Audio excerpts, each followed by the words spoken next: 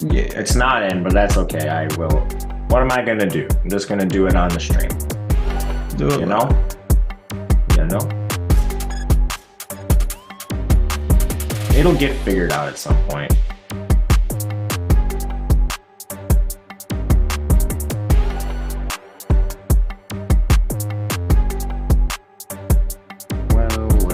Well. Musica.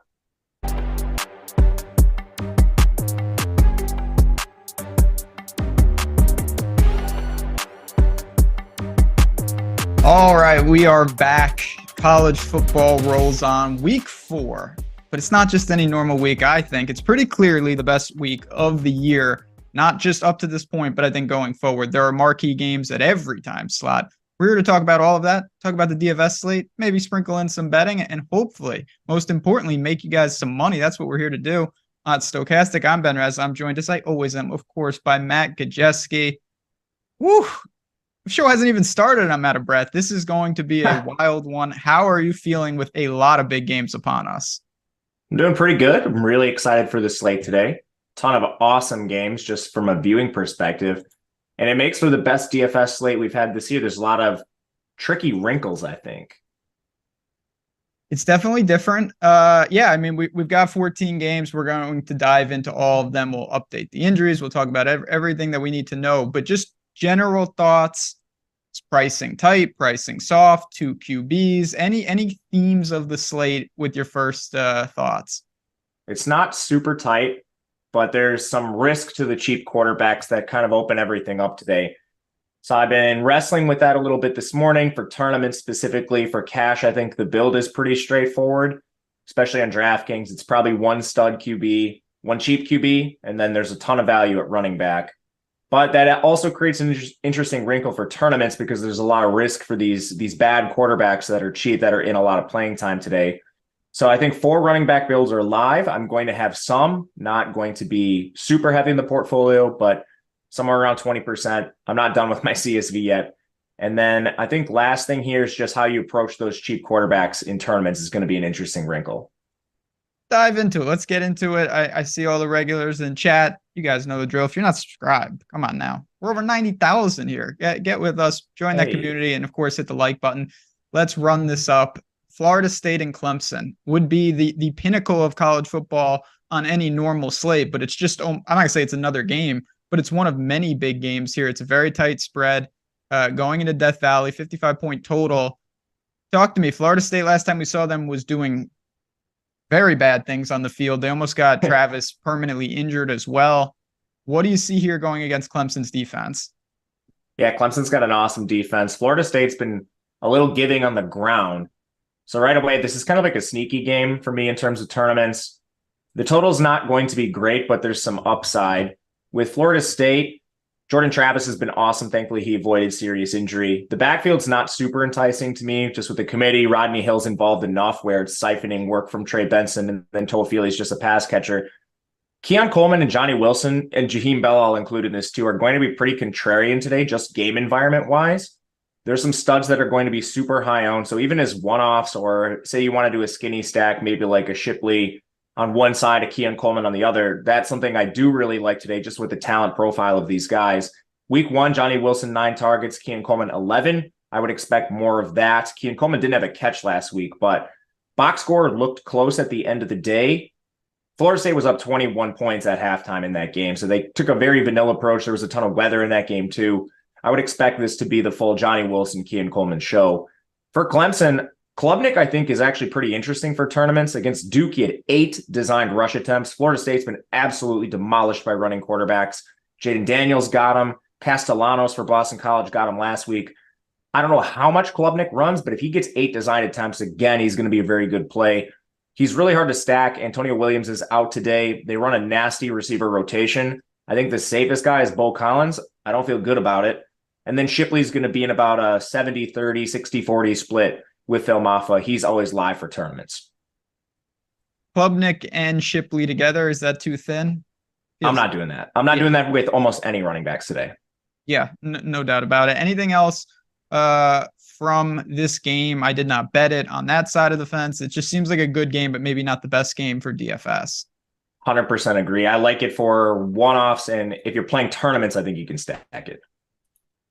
Next game, this total is pretty bad. The Hokies are here. Virginia Tech and Marshall, 5.5 point spread. Like I said, a very low total. We've seen Virginia Tech struggle a lot offensively. I want to hear about who you're hearing is under center. Certainly Jennings on the outside is a huge loss for them. So what can we take from Virginia Tech that's actionable today?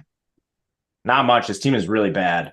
And the only thing that keeps them live for DFS is drones if Wells doesn't play. No word on this yet, but Wells returned to practice. Apparently he wasn't moving very well, so I don't anticipate Wells playing. You could play like a naked drones if you want, but I think this is super risky for tournaments. He sucks, and Marshall on paper is a great defense. We talked about this on Betting You. They only had 2 guys back with over 317 snaps, so I'm not sure if they're good. They just haven't played anyone yet. You're basically hoping that Drones gets another 15 rush attempts, but there's a million good quarterbacks on this slate. Even if he gets 15 rush attempts, I think there's a good chance he's just outscored on a price-adjusted basis. So I'm not going to be playing him in tournaments much, if at all. Again, not done with my CSV, but I'm expecting less than 5%.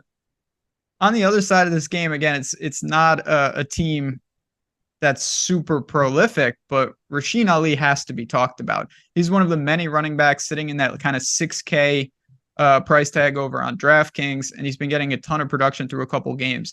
Is he cash viable? How big of a tournament play is he? And he really projects well right now. Yeah, he's awesome. He's the entire offense. Virginia Tech's defense doesn't scare you. They're allowing over 5 yards per attempt on the ground. Ali should have 25-ish touches in this game. They played 2 cupcakes to start the year and then had a bye. But what you like about Ali is if this game goes sideways, he still has a 75% route rate. He has 5 targets in the year. Not eye-popping, but when they get down in games, he's still fully involved. He's one of the most game script independent backs on the slate. Really hard to not see him getting there. Just comes down to ownership. I think he's going to be pretty damn owned today. So I'm going to be playing a lot of other backs in his place. Right now, I have 26%. It's probably going to be in that range when I finish this up. Besides Ali, you just mentioned kind of a one-man offense. Does that render Fancher and the rest of Marshall useless, or are there peripheral pieces that we should look at? Fancher runs a fair amount. He's in the same category as Drones for me. He has 5 design rush, or he had 5 design rush attempts week 1, 10 in week 2. A little bit behind Drones in just overall volume on the ground. He can't throw. So, I mean, I think these guys are all really risky tournament plays. We're talking high floor, low ceiling guys. So I X Fancher out in tournaments. Anything else from this game? Negative. Tough game, ugly game, but that's all right because we got a lot of games to get to. We can save some time with these type of games. This is a good game. I like this game. Oklahoma and Cincinnati. Basically a 2-touchdown spread, healthier total. Oklahoma has been mopping the floor with teams. Now, they're not good teams, but serious points. 73 points against Arkansas State, 66 points against Tulsa. Played SMU and it was fine. So that starts with Dylan Gabriel. He's over $9,000. We know that at times he can give you a little mobility, but he's been hyper efficient. Where is he in your QB priority list today? Like Gabriel, he's going to come in under owned because of the cheap quarterbacks. And right away, I want guys that have a ceiling. Gabriel certainly has that. He's actually running more than I think really at any point in his career. In week 2, which is really their only semi-competitive game so far, he had 7 designed rush attempts, which is nuts. He's never done that. So you're not getting the sacks you saw with UCF. This is actually pretty good running floor for him, and he's very unlikely to take zeros. From a passing efficiency perspective, this guy's just absolutely amazing. I think he should be in the Heisman conversation. He's already averaging over 300 yards per game, and that's just on 26 attempts. So if you even think the efficiency comes down, he should make up for that in volume. So love Gabriel. I think he's very live for the 300-yard bonus. Going to be playing a lot in tournaments. I do not fear Cincinnati's defense. They're already allowing over 8 yards per attempt to opposing signal callers. They have not played a rigorous schedule. We're talking Pitt and Miami, Ohio is probably their 2 most difficult games. He should light up this secondary. If you're going to use him, naturally, you're mentioning 300-yard bonuses. That would tend to lend itself to Farouk and these guys on the outside. Anthony, maybe. Who stands out for Oklahoma as pairings with Gabriel? Yeah, Angelo Anthony, I think, is the best guy we can look at here. He's leading the team in targets, hyper efficient. He's a Michigan transfer, and he fills a role that they've been looking for a while now. They have not gotten much out of Jaleel Farouk. He's been fine at times. He'll pop up occasionally. And Drake Stoops is a limited player. He's basically just a slot. So right away, I have a ton of interest in this guy here, Angelo Anthony. I think he's live for cash, especially if we think they throw more. He is going to be exorbitantly owned because he's way underpriced. So if you want to go to like a Stoops or a Jaleel Farouk for tournament specifically, I understand it. But price adjusted, Anthony's the best play here. Looking at this, anything in that backfield, or is there just too many guys? I don't know what they're going to do. They've played running back roulette. If I was to rank them, I think most likely to lead the team in touches is Barnes. Second is Sawchuk. Sawchuk was hurt to begin the year. So him coming back and playing a lot, maybe they have a plan for him, but it's going to be a committee either way. On the other side, most likely Cincinnati is going to have to play catch up. They should be trailing. We've seen Emory Jones for quite a while now. What do we do with him? Is Henderson in play? How do you rank the Bearcats in terms of DFS viability? I think Emory's fine. He has a ton of designed rush attempts, 26 so far this year. Toughest matchup for him, I think, on the year to date. He doesn't give you that much as a passer. I mean, this is the Satterfield offense. They're going to be really run heavy. I'm worried about Emory Jones just from a ceiling perspective. I X'd him out in tournaments just to tell you what I did, but I think you would probably need a rush to win to get there for tournaments. Could you double stack Gabriel? Yes. Oklahoma or Florida State stack if you were playing a tournament? What would you rather go to? It sounds like Oklahoma, but yes. And one more from the Marshall game. Does the low total scare you off Ali? Yes. Okay. Not off. I'm playing 150 lineups today. Yeah. But yeah, I would be cautious with Ali. Fair enough. Anything else from this third game with Oklahoma? Again, I think that most likely they go on the road and get a pretty comfortable win here. But it could be competitive in certain variations. Yeah, you need a really cheap guy. Austin Stogner's playing almost every snap. He only has 2 targets this year, but that's going to change at some point. He's 3,300. There's some value that potentially opens up. There you go. SMU and TCU. This could be one of the better games. I think a lot of people will look maybe to stack this up. Talking about around a touchdown spread, but a very healthy total here. 2 offenses that have shown flashes and 2 defenses at times, particularly with TCU's, that could be a problem. I want to start with Preston Stone. What have you thought of him? He's been pretty good so far this year. He's got some mobility. How much are you getting of him, and is he playable? Yeah, Preston Stone, I think, is completely fine. Right now, he's in top 3 quarterbacks for me, but I'm playing this pretty flat, 22% Stone. He's hard to stack, which is the problem. You basically have a nasty rotation of receivers. In RJ Maryland, the tight end, he's actually playing the most. Really the only guy with an almost every snap role for this team.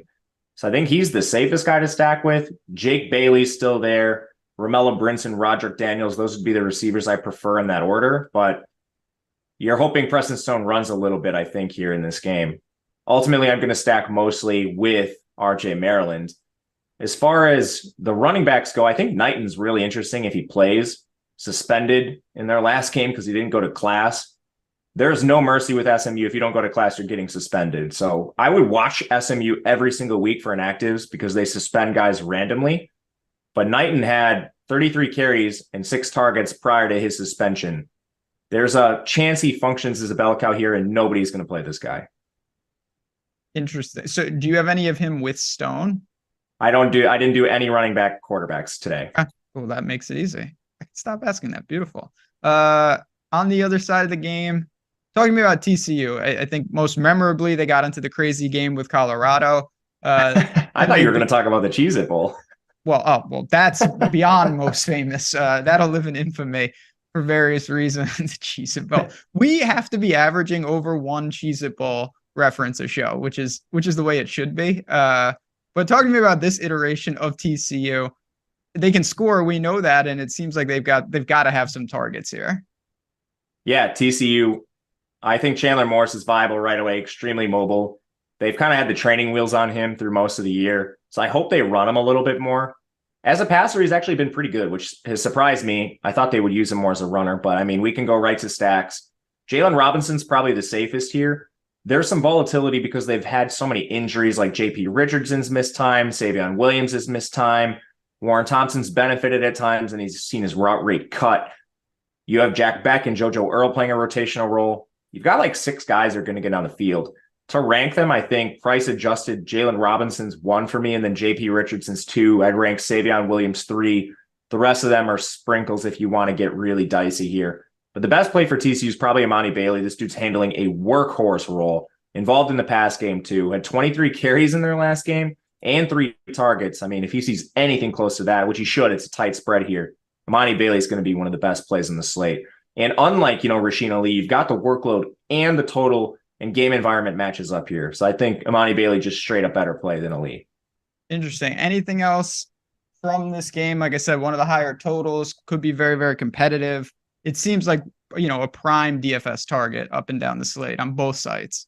Yes, absolutely. I don't think there's anything else to add, but I think you should definitely play guys from this game, especially for tournaments. We had a couple of people asking about this Knighton situation. Do you know, is he confirmed back, or could he still be suspended for multiple games? 1 game suspension. He just missed class, but I don't know if he went to class this week. Watch pregame. Yeah. Okay. Fair enough. We got 10 more games to go and we're going to get to them, but I do want to say real quick, I like to mention everything that's going on, and you guys have seen it, of course, more on the NFL side. But Owner's Box, what they're doing over there, a lot of you are already signed up. But if some of you haven't, some of you are looking to take advantage of the deals they've got going on, the link is below. The Owner's Box code, you're going to get that deposit match bonus for them up to $500. But you're also getting a free week of our NFL Sims Max. That's a huge value. You get to test out all those tools, including the Sims, for a full week and see what you think. So if you've been on the fence about maybe signing up, the best way to do it is to use that. Get an Owner's Box. You're going to get a site, has some overlay. You're getting all the perks there, and you're also getting our NFL Sims Max. Again, I can't say highly enough. I'm using and building some of my lineups over there tomorrow. I've been doing it each week, and it's college football format. They've got the super flex, so you're able to play 2 quarterbacks in the NFL. A really good time. So really recommend. Shout out to Owner's Box sponsoring this show. Sign up with that link below. SEC time, Auburn, Texas A&M, 9-ish. It's been moving around, 51-point total. Let's talk about Auburn. They're winning games, but there's a big step up. What is their QB rotation at this point? What about Hunter, and what about anything else from this team? Yeah, I still think you see multiple quarterbacks, which makes this basically a stay away from me in the pass game. You could run maybe a contrarian running back here for Auburn, Jarquez Hunter, but he's been in a timeshare with Alston even since he returned. So I'm not playing any Auburn. And then on A&M, Wegman, I think, is interesting contrarian play. He just doesn't give you anything with his legs, so he's reliant on a 300-yard bonus. Really low total here, 51.5. Spread favors him, and the offense has been very pass-heavy since they made the OC change. So there's a chance, I think, an outside chance, I'd say. Where I want to focus my attention is Evan Stewart primarily. 6,700 is too cheap. The guy had 27 targets in 2 games before missing last week. They played an FCS team, or maybe it was like Louisiana Monroe or something. They played a really bad team, so they just held a lot of guys out for precautionary reasons. He should be back here dominating targets. You just relegated Louisiana Monroe. Is that who it was? Monroe, right? Yeah. Yeah, they stink. Yeah, I know, but come on now. Let's not send them to the depths. Okay, I'm sorry. Yeah, I'm sorry, Louisiana Monroe. We had I guess it was one question 100 times, but we had the question about Evan Stewart playing. Other than him, though, on that side, is there anything else from this Aggies offense that we want, or is it really Stewart and then everybody else? No, Thomas had a couple pretty good games early on. He's behind Stewart in terms of targets. He also was held out last week. But, I mean, you look at the target distribution, 27 for Stewart, 11 for Thomas. They're only $1,000 apart on DraftKings. I'm just going to find that extra salary. Aeneas Smith is the number 3. I think he benefited from those 2 absences recently. You could maybe use him in tournaments, but I don't have a ton of interest. Jake Johnson's their tight end. He's played a lot recently, too. He's 3,300, so complete punt. And maybe you could get there. I'm not playing it back. It's three-way committee. Anything else from this game? I will say I like A&M a little in the game. I actually think that they're going to get it done here, hold serve at home. I'm not sold on Auburn. They start a gauntlet of terrible scheduling. They're going to lose a lot of games quickly here. Yeah, I think I bet A&M. I have to look at my card. I bet too many games. Did we talk about that on betting you? I don't even know. I bet A&M. That I'm sure. And I bet all these games on Sunday, so then I forget. Yeah, it's hard to keep track of that. Double QB lineups today. Yeah, we talked about that at the top. You said you were, right? Mostly, yes, but I'm not doing exclusively double QB. No, but okay. Very good. Morningwood. Hey, what's up, buddy? Appreciate that. Always been a loyal member. Great name. Love that guy. Bo Nix and Franklin and Anthony were okay. So it's just Anthony or Martin because Nix and Franklin are in both of those. So that's not a 3v3. That's a 1v1. Martin is safer. Okay, there we go. Good job. Way to work through that. Let's keep it going. Why not? Rutgers. Let's do it. Rutgers, sure. Please. Why not? 24-point underdogs against Michigan. This is talk about a big step up. This is not Temple walking through the door. Now you're in Ann Arbor. Rutgers is a decent enough team, but do they have anybody that can deal with Michigan's defense? Yeah, I think, phrased that perfectly. Great real life team, and I think the current rendition of Rutgers is going to give some teams some problems. They're still probably going to lose games, but it's not the Rutgers of old. With that said, they play slow, they play defensive, they have a limited quarterback who they use as a game manager. X out Rutgers. Poor Rutgers. All right. Well, Sad Michigan, days, yeah. Tough scenes. Michigan is on the other side. I doubt you're going to say X out them. It might not be the most prolific game, but what do we got going on with Michigan with the two-headed monster and then McCarthy? Yeah, I think the two-headed monster's fine. It's like Ohio State, Penn State, any of these teams that have elite upside with their backs but use a timeshare. They're never going to project as well as the bell cows, but the upside's clear. I'm playing Corum, playing some Donovan Edwards, playing more of him on FanDuel. His price is favorable there. JJ McCarthy is so expensive for playing in this neutered offense. 8,700. I mean, there's just so many good plays near this price range with a way higher ceiling than him. Rutgers would really have to push Michigan for him to hit his ceiling. I'm not going to be playing McCarthy on DraftKings. He's a little cheaper on FanDuel. I think you can sprinkle him there. Yeah, it's you mentioned it, ceiling specific, site specific. I can't even say specific. That is what we're dealing with today. That can't be a good omen. So I'm just going to move on to another player. Anyone on the outside, I do want to say one guy that I know they're beating up on teams, but man, Roman Wilson has been unbelievable. He's got 6 touchdowns in 3 games. Do you think that that's a sign of things to come when they get into, Big Ten play, or is that just a product of competition? I actually like their receivers. I think they're talented. The offense is just completely vanilla, and I don't know if it changes today. I'll be looking to play him in more competitive spots. A one-off I think you could use. Again, Michigan's cheaper on FanDuel. I think there are better plays over there. Yeah, I mean, again, some of these guys are going to be values on certain sites. It's one of the many reasons you want to get our tools. You want to see what's going on. Noah Thomas, have we got clarification if he's in or out? Chad's saying he's out. Oh, he's what? Chad's saying Noah Thomas is out. I didn't have him anyway, but yeah, then you can just go to Aeneas Smith. Yeah, he's not suited up for the game, but Evan Stewart is suited out, warming up. Yep. Okay, very good. Appreciate that, Chad. Good job. Boston College.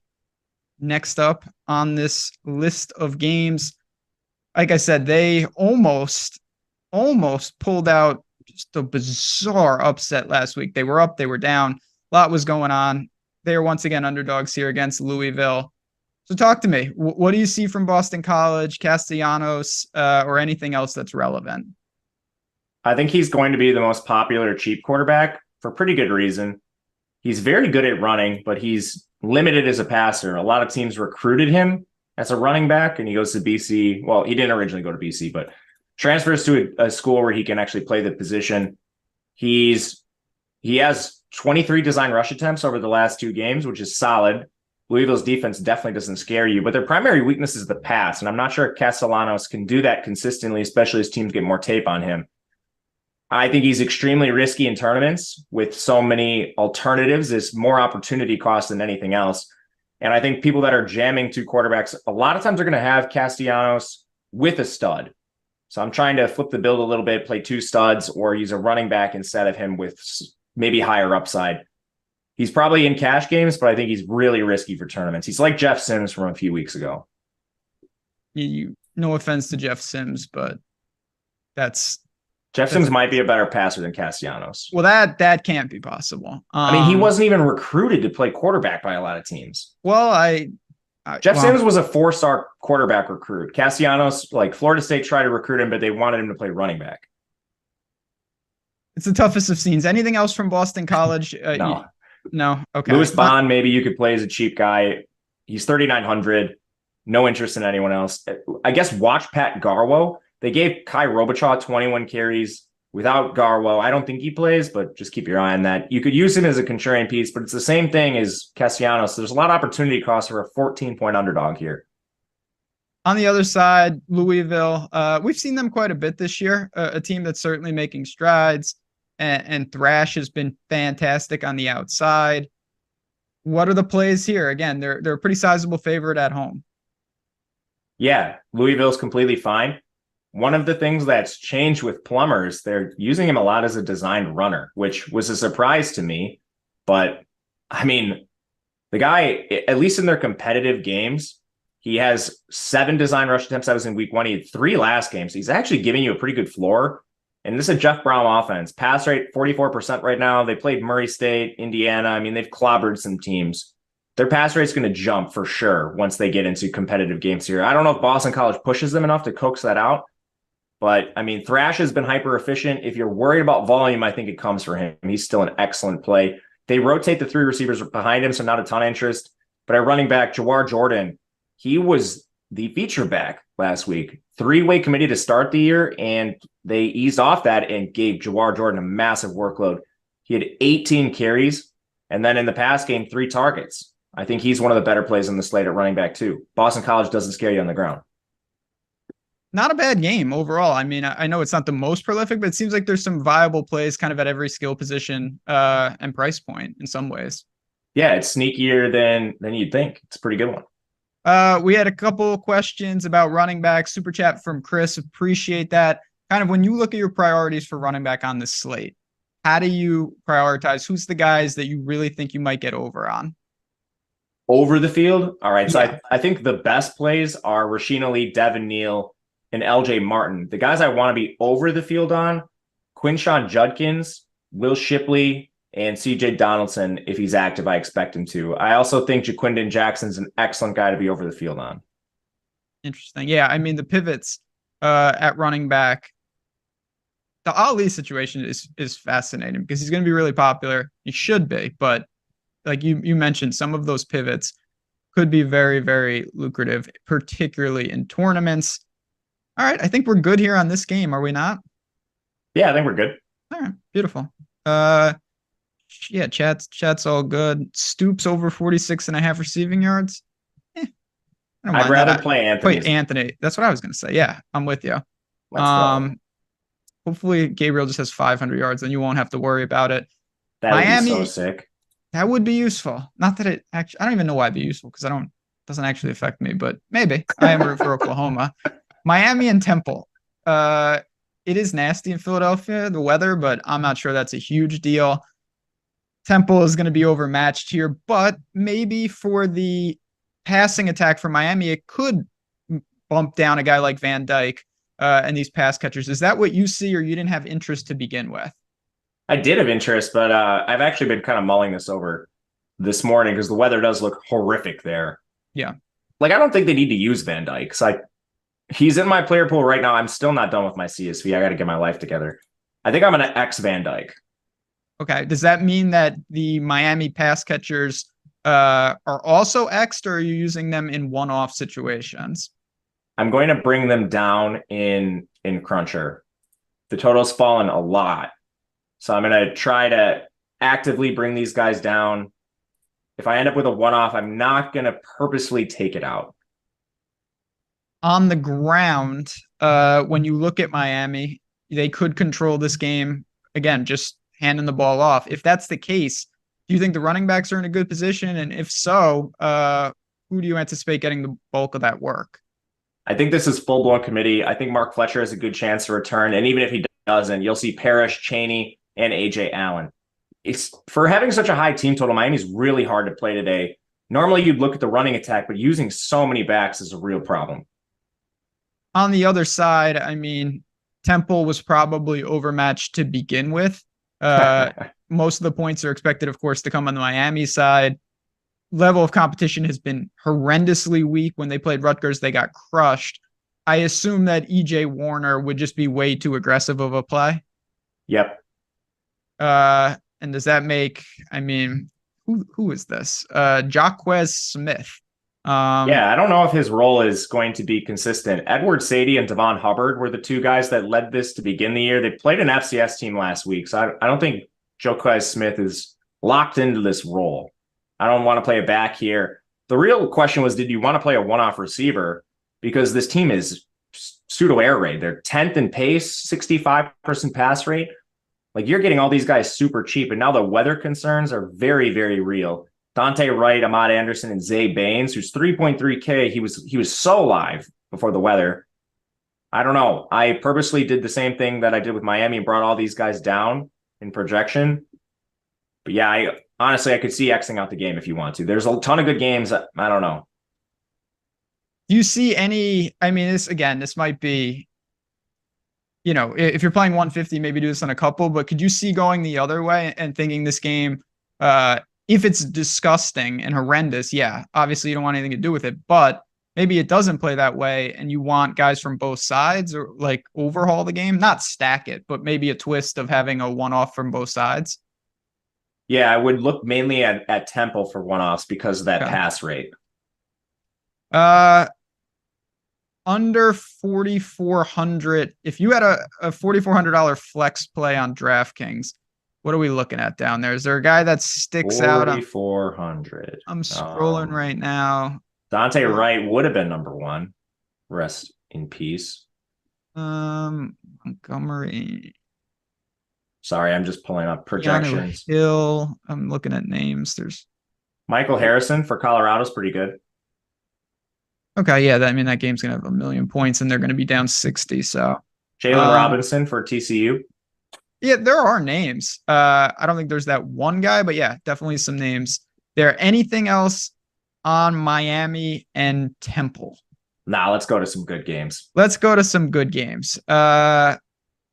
BYU and Kansas. This is a cool game. I'm actually really excited to talk about this. It's around a 10-point spread. Decent total, no doubt about it. But when we look at these teams, I want to kind of hear your thoughts on Slovis first. He had a huge yardage total against a non-competitive opponent. And he's been very, very low-key in the other games. We know that he's not going to give you much on the ground, and that's putting it mildly. Is Slovis playable today? I have him in 1% right now. So just, What is it, 2-3 lineups? You got to stack him because he can't run. But yeah. I have some concerns about this game environment.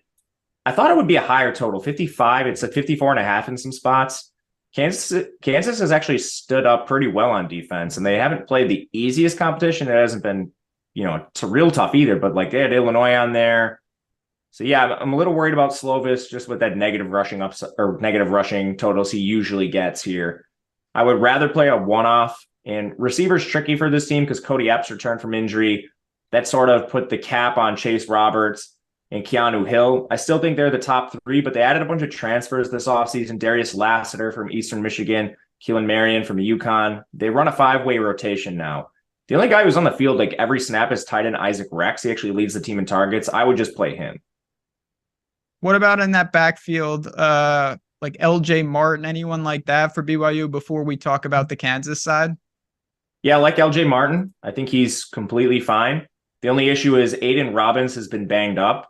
If the coaching staff deems him healthy enough to get some carries, I don't think we see the full LJ Martin workload. So he's another guy I'm purposely coming in underweight to. I'm around 20%. Anything else on the BYU side? I don't think so. On the other side, Jalen Daniels is awesome. He was banged up early in the year. They held him out. Now he's come on, looks good. He's flirting with 300 yards in these games. Is that what you expect here? He's $8,400, so you need a pretty good output to get there. Yeah, I think he's fine. He hasn't run as much as we would like. He had 10 carries in their week 2 game, but only 3 last week. And his yards per carry is not great. He's actually taken a fair amount of sacks. But this team wants to be a run-heavy team. I would love it if he had a few more carries. So I kind of think his ceiling is capped against BYU, who's not exactly playing fast. Kansas doesn't play fast. I'd rather play Devin Neal, the running back. Okay. Hyper involved, especially when games are competitive. 17 carries last week. Route rate doesn't really concern you. He has 9 targets on the year already, and that's in basically cupcake games. So Neal, I think, is the best play. I'm playing Daniels a little bit, but when I do, I am stacking him. My favorite is Luke Grimm, just a little underpriced coming off the injury. Lawrence Arnold would be number 2, and Mason Fairchild, the tight end, plays a ton if you need a cheap guy. Yeah, I mean, so with Daniels, there's really, so far, it's funny, we haven't talked about, and I could be forgetting someone, but I think for the most part, does it seem when you look at your lineups with the guys that we've talked about, all your quarterbacks are basically more in the stack bucket rather than running them naked? I think I stacked every quarterback except Castellanos and Drones. Okay. Yeah, well, those two are...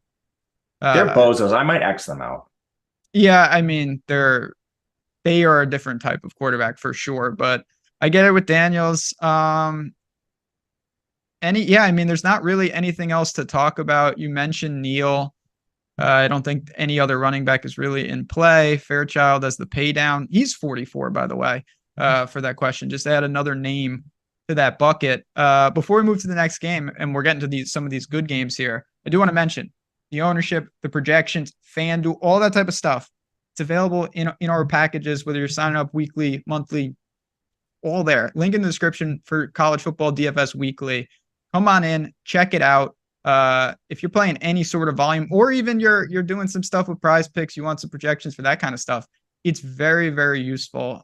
Nobody better. You get all those data sheets, everything that Matt's working on behind the scenes. That is where we get these opportunities to take advantage. So just want to make sure you're aware of what's going on. Let's keep it going here. I'm good if you are. Yes, sir. All right. Now, as we go on, we've got Texas Tech, West Virginia. West Virginia heroes for us last week because their quarterback goes down, and I desperately needed them to cover that spread, and they did. But that does change the situation here. We'll get to them in a second. Let's get Texas Tech out of the way. Show is someone that you've talked about quite a bit. I'm not sure if you're the biggest fan, but in this spot, are you a big fan? Yeah, this guy, I mean, he has some of the best opportunity in the country. Playing with Kitley, they're third in pace. They have about a 60% pass rate. He has good designed rushing attempts. Last week, they played a cupcake, but the 2 prior games, he had 20 designed rush attempts. He's a top 3 cash consideration. It's like Bonix, Tyler Shugg, and Castellanos, I think. And he's another one, you alluded to only a couple of guys that you're just looking to isolate in terms of running them naked. Does that mean Bradley and co are rising in the ranks? Who do you pair with him for this Red Raiders team? Yeah, I would look mainly to Miles Price and Jaron Bradley. The rest is a rotation, so I think it's pretty cut and dry who you want to stack him with. In the backfield, what do you see here? Is it Brooks and then everyone else? Is it nobody? I mean, this is a guy looking at Brooks. You look and you say, wow, 19 for $158. And then you see, what the hell is Tarleton State? That's a team that I bet in basketball a lot, but I don't bet them in football because I didn't know they had a team. So what do we do with this backfield? Yeah, I think you're going to see Cameron Valdez back, siphoning off some work from Taj Brooks. So I would look elsewhere playing like one lineup or something. For tournaments, I think you can sprinkle him. I have him in 2 lineups, to be very specific. Well, there you go. Just a chip in a chair. Garrett Green hurt I thought it was an ankle. It looks like maybe a foot, something lower body in that game. Didn't return. Game time decision, so they say. But one of the issues is he's a very mobile quarterback, and it seems like that would be a big problem How are you doing this? Are you just omitting West Virginia quarterbacks, or are you waiting and seeing so you can late swap maybe to Green if he's ruled in? Yeah, I think if they play him, you should be pretty confident because they went right in and didn't change the game plan with Nico Marchiol. I think I'm saying that right. I'm probably saying it wrong, honestly. But anyway, he had a bunch of design rush attempts too. So I think it's a pretty good sign if he's active. They use him basically as a wildcat quarterback most of the time. And they have a guy that can do it behind him. So I don't really see a reason to press him into action. Marchiol's a 4-star quarterback. So I mean, he's a good recruit. They can definitely lean on him. If Green is ruled in, I have no issues playing him. And I think Marchiol's fine if you see him play too. They just run the hell out of these quarterbacks. If, say, Green is ruled out, does that do anything for how you view a guy like Donaldson? Do you think he picks up extra work? Do they lean on that ground game even more? Or is he just playable no matter what the situation is? Yeah, that's how I view it. He's a really good play no matter what. I like Donaldson a ton. He had 19 carries in the last game and he got a little banged up. They gave Jalen Anderson behind him 18 too. So I mean, they just run the hell out of the ball. Love this team. Yeah, they're a cool team. You bet this game? No, I didn't. I didn't either. I kind of sort of want to bet West Virginia though. I knew you would. Of I course would. You do. That's just how I roll. What can I say? Yeah. And for all this news, I know a lot of people wondering, did Knighton go to class? What is he doing? We don't know. Just Twitter.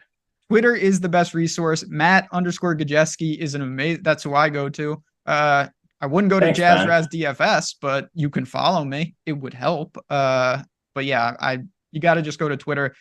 It's really hard. You've talked a lot about, some teams. I think you mentioned Auburn, like really good about like who's in, who's out. Other teams, they're just not going to give you that information. No. SMU has a decent beat reporter. The problem is you just get it like at game time. Yeah. When he's going to get he's in the stands getting a hot dog. That doesn't really help us, but what are you going to do? Okay. 4 games left. We're making good time. UCLA and Utah, another game with a lot of questions, particularly with Cam Rising. But let's start with the UCLA side. This is a team that the DTR era is over, but Dante Moore obviously knows what he's doing. Really good so far. Level of competition hasn't been strong. Coastal might not be any good. Sorry to say. And the rest of these teams were definitely not good. So what do we do with UCLA today? How do you rank them? How do you rank Moore?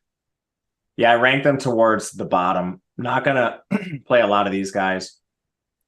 In fact, I don't have any in my CSV currently. Utah's a pretty good team, slow team. Rising's back, which has changed the spread a decent amount here. It's bouncing all over the place. So I don't understand the spread. But the only other issue with Moore is he doesn't run, or at least he hasn't to this point. I think if you play him, you probably want to stack him. I'm not going to be doing that. Sturdivant and Ford would be the top 2. But again, I don't have any UCLA. Backfield is a committee between Carson Steele and TJ Harden, making it exceedingly difficult to play. So as good as UCLA is in terms of quality of team, are they really just nothing stands out? Yeah, honestly, they don't project super well here. So I'm not going to take any stands and look to take the ceilings elsewhere. A lot of opportunity costs on this slate. On the other side, Utah is a team that we've seen from all the way back to week 0. And is Cam Rising going to play then? And they've held them out. Seems like he's getting closer. Still seems like he might be out. Have you heard information on his status? And how do you break down a situation like this? Not definitively. I personally think he plays. We'll see. But he's worth a lot to the spread. The spread moving kind of makes me nervous. Back down to 3.5. So maybe I'm wrong on this.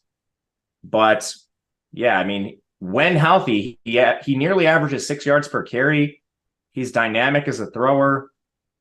I'm not going to have him in my lineups because he's expensive and this is risky. And what do we get rushing with him? He's tore his ACL in the bowl games. I don't know what we're going to see, what version of Rising. A lot of risk here. The only guy having this entire game is Jaquindon Jackson, who took over, and he's got maybe 70% of the running back carries in competitive games over Jalen Glover, and his routes have been solid for this team too. With Micah Bernard injured, Jaquindon Jackson looks like the preferred feature back. So he's the player I'm focusing my attention on. if Rising is ruled out, would you go to a Utah quarterback, or that's just okay, we got confirmation, and like you said, the spread is dropping, which isn't a great situation, and there's the I move. wouldn't. Nate Johnson's basically fancy Castellanos. Yeah. You gonna bet the game? I'm not betting this game. Yeah, I'm not betting this either. I don't want to mess around with this. I don't know how good UCLA is. This would go a long way, but this is a tough spot. It's not easy to go into Utah and get the job done. All right, let's keep it moving. Most of the games that we talked about were just appetizers to talk about the game that everybody wants to talk about. Colorado and Oregon. I mean, if you're watching this show, you know what's going on with Colorado taking over all things college football and just national sports at this point. They're a 3-touchdown underdog today, though, and a 70-point total. Where does Sanders rank? He's $9,500. He's averaging like 400 yards a game. And without Travis Hunter, who steps up to fill some of that void on the outside? Yeah, I don't love Sanders today. He takes a ton of sacks. You're getting negative rushing yards with him, so he needs a 300-yard bonus. Their team total is only 24, even with the 70-point total here. This is by far the best defense they've faced. He projects poorly. We've got him under 300 yards, around 270. I bet unders on all his props. Terrifying because he's electric as a signal caller, but this is about the worst game environment you could draw up for him this year. Toughest opponent. Even with the high total, I'm not playing a lot of Sanders. He's strictly stacked for me, and those are the only time I have him is game stacks with a lot of Oregon pieces on the other side too. If you do stack him, which again, I think a lot of people are going to, which is another reason why I don't particularly like him. You're going into ownership in the toughest spot of the year, but he throws the ball to just Weaver, Horn, and now Tarvaris Dawson. They actually use tight end Michael Harrison a lot, so he's live at 4,400. I'm still playing some of the receivers, mostly as runbacks to the Oregon side. But yeah, I think Sanders in particular is difficult to get to. What about Edwards? How does he factor in? He is someone, we don't say this a lot, but it seems like he's getting a good amount of work as a pass catcher in this offense. Do you see that changing at all? I'm worried about McCaskill taking stuff away. We're expected to see him return today. Okay. I don't know. On the other side, I've been pretty vocal. I think that Oregon is going to just absolutely throttle Colorado today. I don't think this is going to be even remotely close. To do that, you would think they're going to hang 50 or 60 points, which would make Bo Nix beyond playable, even at a $9,600 price tag. For him to get there, what has to happen? And Franklin and Johnson and all these guys, I mean, how many guys could you conceivably stack with Nix today? Colorado needs to keep this competitive because they've been full vanilla to start the year. Bo Nix unleashed a little bit against Texas Tech. He only had 3 design rush attempts in that game. So, I mean, I'm a little worried about the rushing with Bo Nix. New offensive coordinator. But, I mean, I think for Bo Nix to reach a ceiling, all you need is Colorado to keep it semi-competitive. Bo Nix, elite efficiency as a passer. His weapons are better than last year. So, even if he sacrifices a little bit in terms of rushing, his receivers are very, very good. I like stacking him. I am forcing stacks because I'm a little worried about the rushing output with the new OC. Troy Franklin being 1, Gary Bryant being 2. Gary Bryant's extremely cheap on this slate. He's the guy I would look to price adjusted as a very, very viable play. In the backfield, Bucky Irving certainly seems playable, but what's your wagon? That guy's a beast. Yeah, big fan. Cash viable, just firmly in play in tournaments. Absolutely. What about Whittington? I think they lean more on Irving in competitive games, but it's still going to be a split to some degree. I X out Whittington and played more Bucky, but I don't love my own decision. And then James will be behind both of them. Yeah, I think he gets completely iced. Yeah. It's, again, make sure when you're looking at this, it's 3 games, but it's really 1 game. Like Portland State, they hung 81 points, and Hawaii was Hawaii. Talk about a vanilla offense gearing up for Colorado here. It's a great total game. I certainly think you want pieces, not breaking any news. And I see it the same way. I'm not high on, I think Colorado can put up 24 points. And I think that means that they're going to lose 59-24. That's just kind of how I see it. 2 games left. And if there's time, we'll field some questions. Appreciate you guys as always sticking with us here. 14 games. We're going rapid style. Mississippi and Alabama. I don't know. We're going to find out. Can they lose 2 straight in Tuscaloosa? That would be pretty bad. But Jackson Dart and co are really going to test them. You told me earlier in the show that you really like Judkins. Talk about him and then talk about Ole Miss on the outside. I love Judkins. He's like essentially unowned. And he has the best workload out of any back on the slate, I think, or at least close to it. He was banged up last week, so maybe that's a slight concern, but he played through it practicing this week. I mean, we've seen John, he was the freshman player of the year. And this guy is unbelievable. His route rate is awesome. It's up at 60%, and that's with him being limited. Efficiency hasn't been there so far this year, but I mean, like, man, this is going to come. The Alabama defense does not scare me anywhere. Love Judkins as a leverage play today, just with the ownership and the workload he's going to receive. I also don't think people are going to play Dart. He's been running a ton too. Dart had 11 design rush attempts last week, 9 the week before. Stacking him's tricky because they're healthier and we don't really know what the route shares are going to look like. I think we see Zachary Franklin and Caden Prescore in return. Trey Harris should be back after he got banged up 2 games ago, missed last game. I'm still playing Trey Harris at 7K. He should be locked in wide receiver 1 when healthy. And then if you need a really cheap guy, I think Michael Trigg is still live for this team. Someone in the middle, Jordan Watkins. I don't have as much interest in him. I think he probably gets squeezed a little bit by some of the returning players. Same thing for Jalen Knox. I'm going to focus on Trey Harris and then the really cheap guys like Trigg down at the bottom. On the other side, we'll find out, I guess, once and for all what exactly Alabama is doing. But Milroe is back. We know he can move. Are you getting to him? And then if you are, is he another candidate that you could run alone? I played him in 5 lineups. I think you can play him alone. The problem is they're not running him. He has 5 designed rush attempts on the year. 5. This is like a Justin Fields situation. Like, what is Tommy Rees doing? I don't know, but he's actively losing Alabama games. So until this changes and Miller he has 92 rushing yards. Like, this might be the most dynamic rushing quarterback in the country. He has 5 design attempts. I mean, this is inexcusable. So I only have him in 5 lineups just because he could bury you if Tommy Rees figures this out. But I mean, like, I don't know what Alabama is doing right now. What's left of Alabama then? I mean, Burton, McClellan has not been good to start the year. Bond, like, how do you look at the skill position players? Tommy Rees is going to get fired, dude. Like, he's starting Jace McClellan over Roydell Williams, which is inexcusable. Look at the efficiency stats. Jace McClellan sucks. Finally, they gave Roydell Williams 16 carries to McClellan's 13. That should continue and get wider in favor of Roydell. Whether Tommy Rees figures it out or not, I don't know, which is why sprinkling Roydell, but betting on Tommy Rees right now has been a disaster, and you probably lost money doing it because I can tell you I have. Jermaine Burton is also awful. His yards per route run, even like going back last year, he is the wide receiver 1 by targets and routes, but he doesn't deserve to be. Isaiah Bond should be playing more. Even his route shares are around 60%. Saw 8 targets last week, so maybe this increases. And Bond is really cheap on FanDuel specifically, but man, sprinkle Alabama. They have a great team total, and this game could shoot out. But I mean, Tommy Rees, it's probably more likely that he loses them this game than Alabama like breaks out.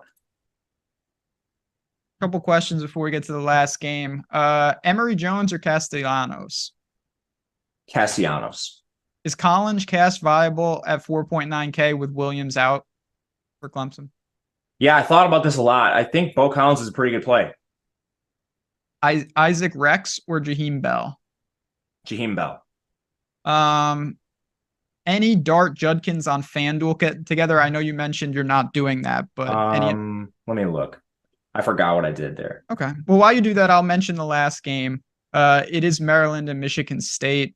7.5 point spread. Maryland's the favorite, the rightful favorite. Michigan State almost gave up 400 yards passing to Penix in the first half. And I'm not saying that's going to happen here, but it might not be that much different. So talk to me about that game and anything else you want to get out before we close down here. What game? Sorry, I'm uploading my CSV. Oh, no, that's fine. So the last game on the slate, we got Maryland, we got Michigan State. Michigan State is a mess. It seems like it's the Maryland side, if anything, with Tagovailoa, Jones, Hemby, those type of players. Yeah, you can definitely play the Tagovailoa stacks. They're going to be contrarian. So that's something I do particularly like. And Hemby, I think, is expensive. I'm not sure why he comes in at such a high price tag. Michigan State, I would say, is a team you can X out, but they have Nate Carter super cheap. So I'm worried about game script with Nate Carter, but man, his workload's going to be really good. And then they have Jerron Glover at 3.3K. They did a good job pricing Michigan State, making me actually like have to consider them. Yeah, so I think you can play some Michigan State guys, even though I don't love saying that. On FanDuel, while we're on that subject, if you had to prioritize your quarterbacks over there, is it any different in terms of like your cash game quarterbacks? Not too different. It's easier to get studs over there. Okay. So maybe a little more pay down options. Daniels is really good over there. I mean, he's on they've got a different slate, so you can definitely play Daniels. I would look to him first and foremost. Daniels or Knicks? Daniels. Ooh, okay.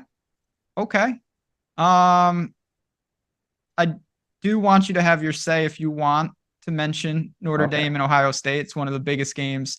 It's not on the main slate here for DraftKings. That's on FanDuel. Yeah, I know. Anything you want to get out there for the people?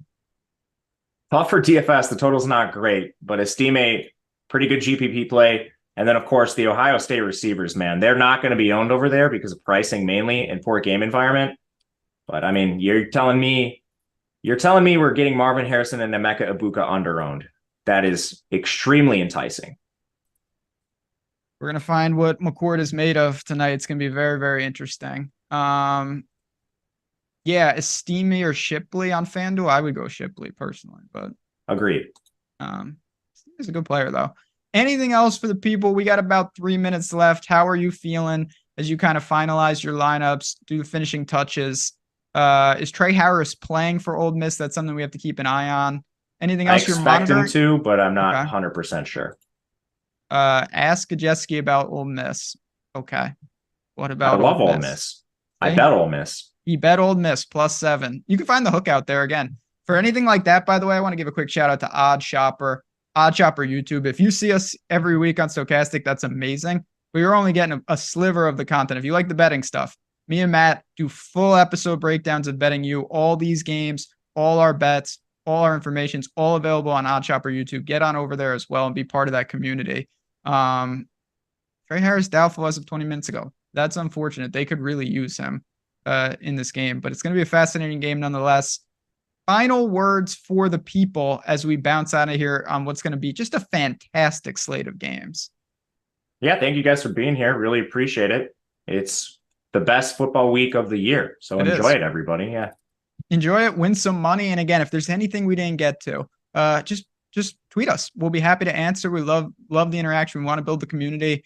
We appreciate you guys tuning in. If you can hit the like button on your way out, that is also appreciated. But for me, for Matt, and of course, the third member of the team, Mike Lawrence behind the glass, we appreciate you guys. Fun show as always. Win that money and then let us know about it. And then let's do it again next week for week 4 college football here at Stochastic. We're putting it in the books. Good luck. Enjoy. Talk to you guys soon.